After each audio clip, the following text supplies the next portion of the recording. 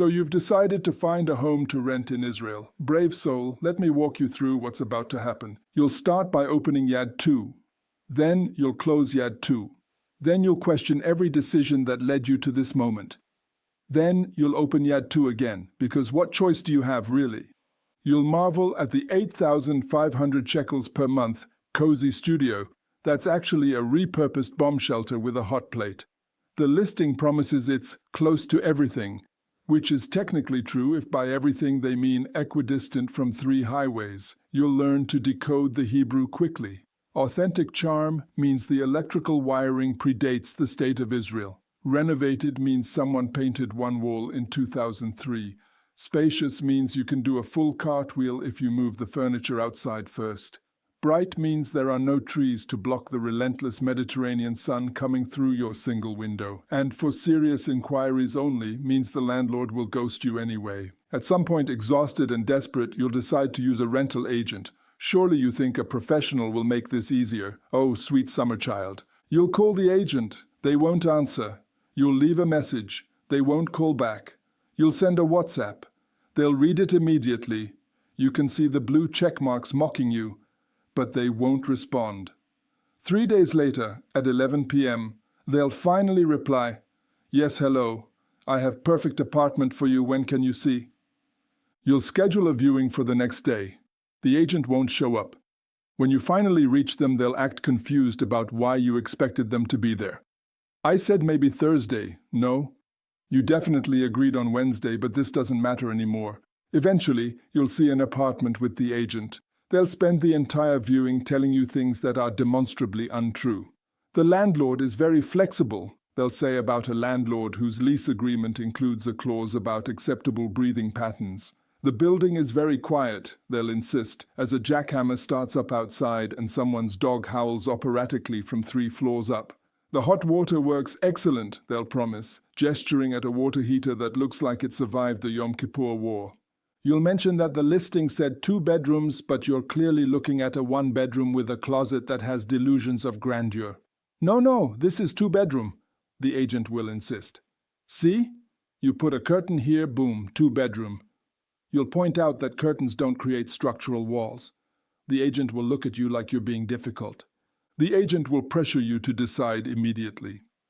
I have 3 other clients looking at this right now, they'll say, despite the fact that you're clearly alone in an empty apartment. If you want it, you need to sign today. You'll hesitate, and they'll add, okay, for you, special price. I talked to landlord, maybe we do 8,400 shekels instead of 8,500 shekels. You both know they won't talk to the landlord. You both know the price isn't changing, but the theater must continue. If you do decide to rent through them, they'll want their agent fee immediately. 1 month's rent, cash preferred.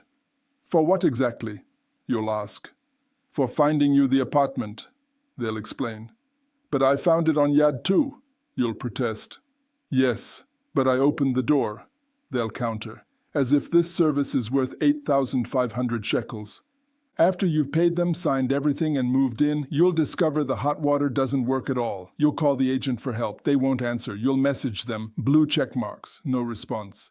They've moved on to the next desperate soul scrolling through Yad 2 at 2 a.m. Eventually, you'll schedule a viewing. You'll arrive exactly on time. The landlord will arrive 45 minutes late, unless you happen to be 2 minutes late, in which case they'll have already rented it to someone else out of spite. When you finally get inside, you'll notice 7 other couples are there too. 1 couple brought their accountant, their parents, and a structural engineer. You brought hope. You are catastrophically underprepared. You'll try to ask a question. Would it be possible to... You'll start. The landlord will cut you off immediately. No pets, no painting, no nails, no breathing too loudly. You'll try again. I was just going to ask about...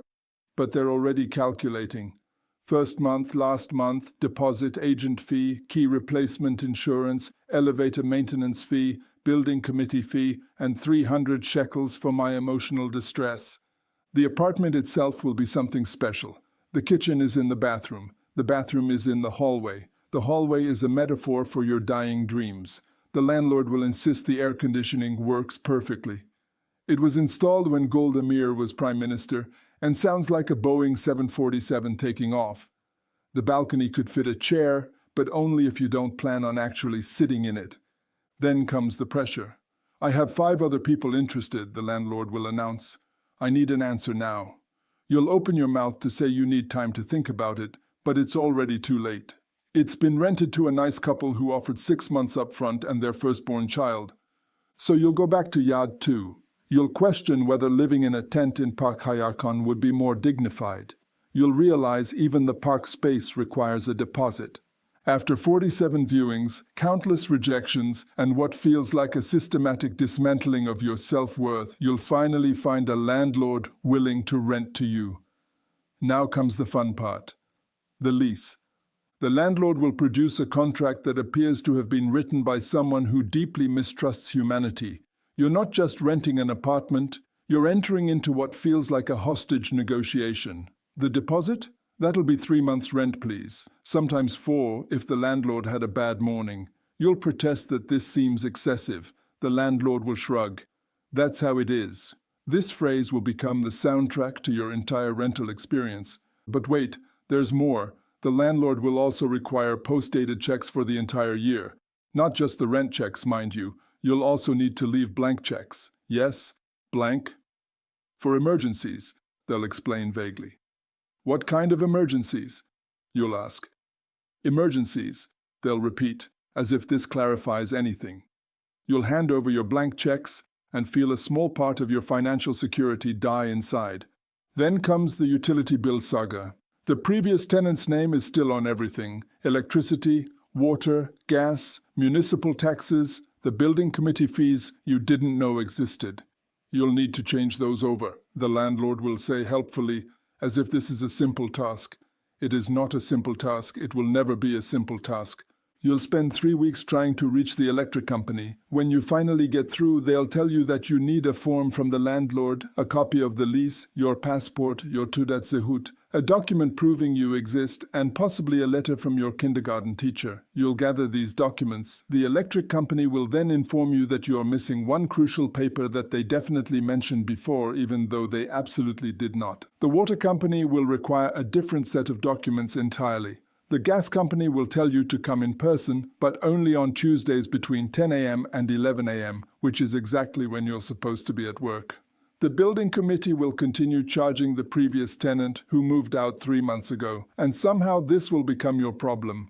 After 3 months of bureaucratic warfare, mysterious bills in the previous tenant's name, and at least 2 threats to cut off your electricity, you'll finally have everything transferred. You'll feel a brief moment of triumph. Then your first municipal water bill will arrive, and it will be for 3,000 shekels because apparently the previous tenant hadn't paid for 2 years, and even though this makes no logical sense as to why you should pay it, the landlord will check his watch and say, "That's how it is."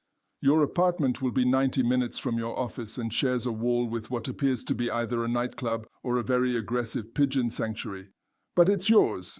Well, not really yours. You're not allowed to hang pictures or paint or apparently breathe too heavily, but you can pay substantially more than a mortgage for the privilege of living there, while also maintaining a healthy supply of blank checks for your landlord's peace of mind. Congratulations! You've successfully rented in Israel. At least the hummus is good. Any resemblance to actual rental experiences is not coincidental. All Israeli renters share one collective traumatic memory, and this is it.